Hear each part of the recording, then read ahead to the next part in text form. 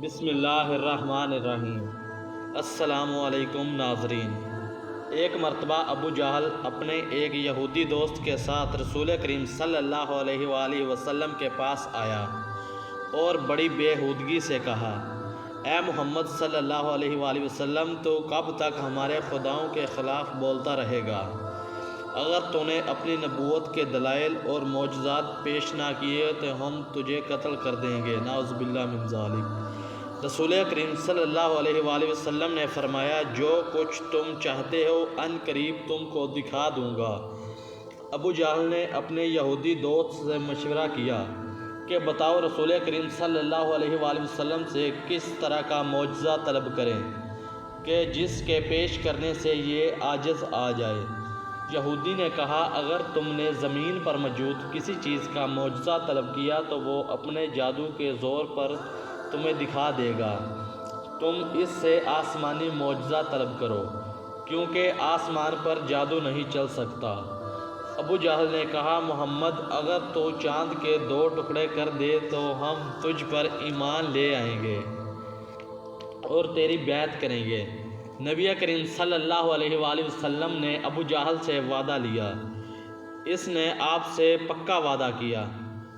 اس گفتگو کے دوران قریش کے 14 سرکردہ افراد بھی موجود تھے۔ انہوں نے بھی آپ صلی اللہ علیہ وآلہ وسلم سے یہی وعدہ کیا کہ اگر آپ نے چاند کے 2 حصے کر دیے تو ہم سب آپ پر ایمان لے آئیں گے۔ اس وقت جبرائیل علیہ السلام خدا کی طرف سے آپ صلی اللہ علیہ وآلہ وسلم پر نازل ہوئے۔ انہوں نے کہا کہ اللہ تعالیٰ کہہ رہا ہے کہ ہم نے افلاح و نجوم کو آپ کے تابع کر دیا ہے، آپ جب چاہیں گے وہ آپ کے حکم کی تعبید کریں گے۔ اللہ تعالیٰ کا وعدہ سن کر آپ صلی اللہ علیہ وآلہ وسلم مطمئن ہو گئے۔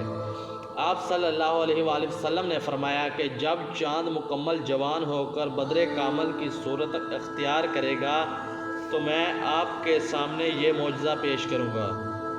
جب 14ویں کی رات ہوئی، اس وقت پیغمبر اسلام صلی اللہ علیہ وآلہ وسلم کوہ ابو قیس پر چڑھ گئے۔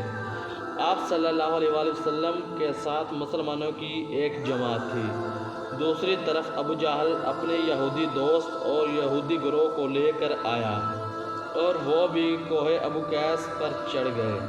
معجزہ دکھانے سے قبل آپ صلی اللہ علیہ وآلہ وسلم نے دوبارہ ان سے عہد و بیان لیا کہ اگر چاند کے 2 ٹکڑے ہو گئے تو وہ آپ کی نبوت پر ایمان لائیں گے۔ نبی کریم صلی اللہ علیہ وآلہ وسلم نے اپنی مبارک انگلی سے چاند کی طرف اشارہ کیا اور چاند 2 حصوں میں تقسیم ہو گیا۔ آدھا حصہ اپنی جگہ رہا اور آدھا حصہ کافی دور چلا گیا۔ جبل حرا ان دونوں حصوں کے درمیان دکھائی دے رہا تھا۔